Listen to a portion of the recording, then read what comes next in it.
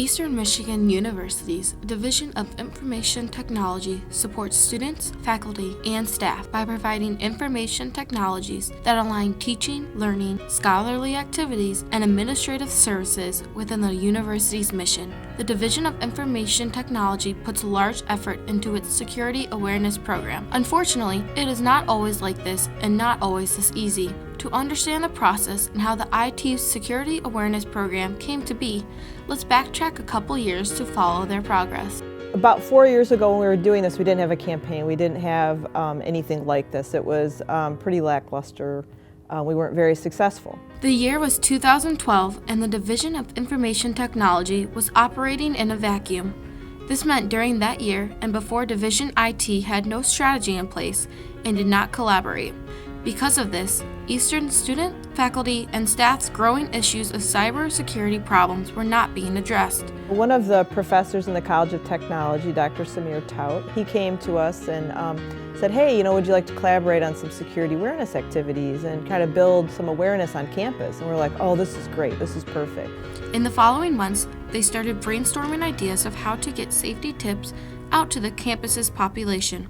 The first step that they took was to partner up with other departments and get them involved, such as the College of Technology, the Faculty Development Center, and the university's Communication and Marketing departments, to name a few. Combined as one, they came up with a way to create a cross-functional committee that would come together and tackle the university's cybersecurity dilemma. After the committee was formed, they would be called CyberSAC. Their mission was to increase awareness of cybersecurity issues and to integrate best practices into the culture of the university. After the formation of the committee, CyberSAC sat down to iron out their awareness strategy. It first started out with defining their campaign life. CyberSAC wanted to have a living campaign that would last many years and cover 3 of the biggest cyber issues facing the university. Phishing, which is someone trying to steal your credentials to trick you into giving them your username and password. We want to educate people about social media, what's safe to do in social media and what isn't from a security perspective and keeping your information safe. We want to help people create good passwords so they're not easy to steal, easy to crack with some of the automated tools.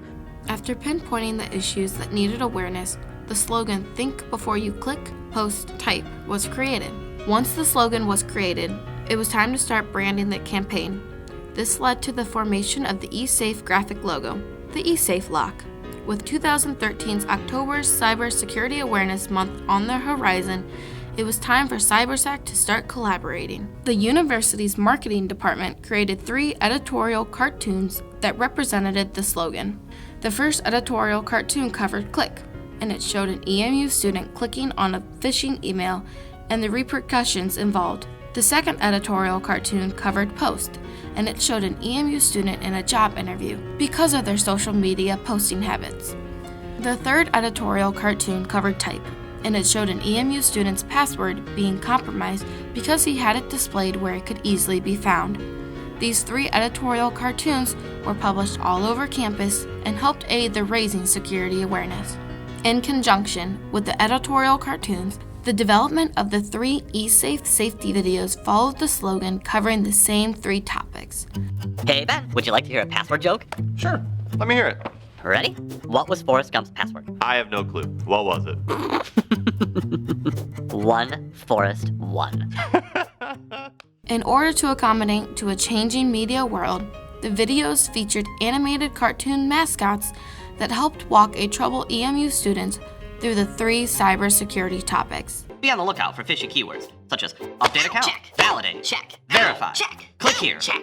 etc. Yeah, fishy phrases. A good rule of thumb is if you think what you're about to post could be harmful to you or someone else, just don't post it. Yeah. With a higher production value involved in the video projects and cartoon mascots, it would become easier to get students interested in the campaign while still learning cybersecurity tips and tricks. While the videos were being created, the idea of printing t-shirts came about. They featured the eSafe logo on the front and the slogan on the back, and became an easy way to raise awareness for the campaign outside of the university's department's efforts. In addition, the IT department went through and updated information on their website to current cybersecurity standards This effort created a backbone to which students and staff could be sent to gather more in-depth detail on the topics. E-Safe violation sticky notes were placed on computers in the computer labs when students were absent while still logged in efforts to protect students in the university from their personal accounts being compromised. A skit by C2, which is a drama club combining students and staff, covered phishing emails, a cybersecurity topic, and performed it for the audiences. A few examples of this was during lunchtime at the Student Center and the new faculty orientation. Campus notes on faculty, staff, and students. This email comes from Doro Bell, Chief Information Officer at EMU, and I have something to say! The end of 2013 was near, and after a successful cybersecurity campaign so far, it was time to gear up for 2014's with no slowing down. Advertisements to advertise all 3 E-Safe videos were created. 3 different posters were created for each video, table tents, and bookmarks for each of the videos, and more. Another advertisement was an ad in the daily planners handed out to any student who wanted one. Each and every graphic was unique in their own way and were all designed to be simple but engaging. With all these media assets in their possession, the IT department contacted the bookstore to hand out the bookmarks to students. The table tents were placed on the tables in the student center's dining areas, and the posters were hung up in the library and dorms.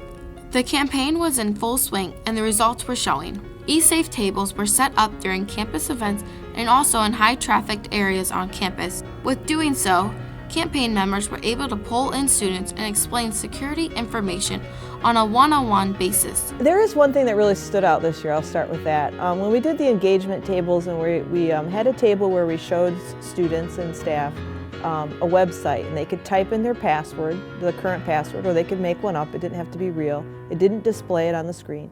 And it would tell them how many years it would take to break that password, how long it would take a hacker to break it. And believe it or not, there are some passwords that are in the trillions of years. So that really kind of, I think, gave people an idea of what we're talking about. The E-Safe brand was becoming well known and identifiable on campus. EMU students, faculty, and staff can be seen wearing E-Safe t-shirts almost every day all over campus. Compromised email accounts were decreasing in numbers. Weak passwords were being changed out for stronger ones, and students started to realize their social media habits could affect them later in life. Here, let me show you. All right, I got it. We looked at our password changes on our system, for My.EMU and NetID password changes. They spiked on those days that we had those tables. So there weren't other spikes on the other days, and we looked at weeks and weeks worth of data. So we're pretty convinced that as a result of people visiting those tables, they changed their password to something stronger. CyberSac's efforts were paying off. The program is growing every day and continues to improve and get better. The biggest time to act for these students and staff is at the beginning of the school year when the freshmen move in and classes begin.